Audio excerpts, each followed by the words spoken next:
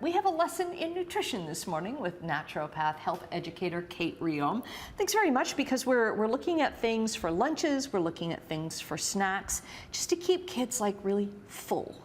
Yeah, full and focus, specifically trying to avoid that afternoon slump. If blood sugar is up and then down, which can happen from eating processed foods, white sugar, white flour, cookies, muffins, when the blood sugar drops, that's when concentration and focus also tends to drop. Kids can get either sleepy or like rangy. Okay. So trying to come up with snacks that keeps blood sugar stable helps keep energy and focus stable. Okay, so what are we going to start out with? Good old fruit. So this is, typically lower in sugar than things like crackers or cookies, and you're getting, vitamin C as well as fiber, and that's the main thing that's keeping blood sugar stable here. And kids typically love fruit, easy to have in the morning on hand. You can have pre-cut oranges or things like grapes that are easy to portion out. So that's a no-brainer for snacks. Okay, and then we've got some great things here for lunches. Yeah, lunches, or to think about lunch, with now the separate nutrition breaks. Okay.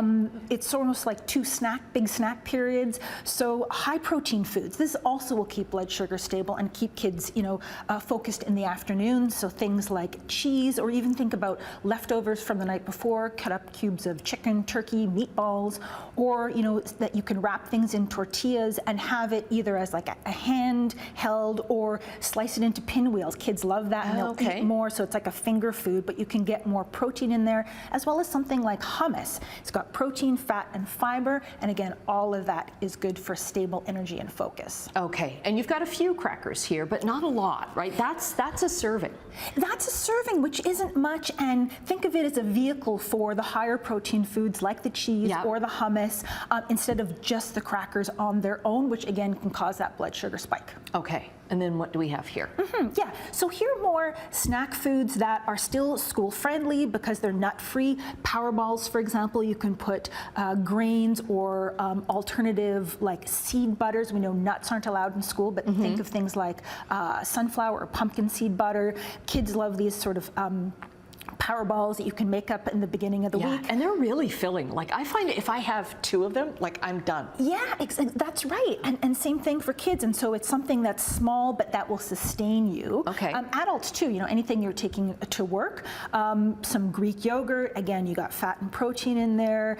Hard-boiled eggs, that's another one that's high protein, easy to transport. Not everybody loves them, but for some kids who do, it's a worthwhile thing to think about and keep in there. Okay, and popcorn, just plain popcorn. Just plain popcorn. Again, it's something to snack on. It keeps kids full. It usually won't mess with the blood sugar.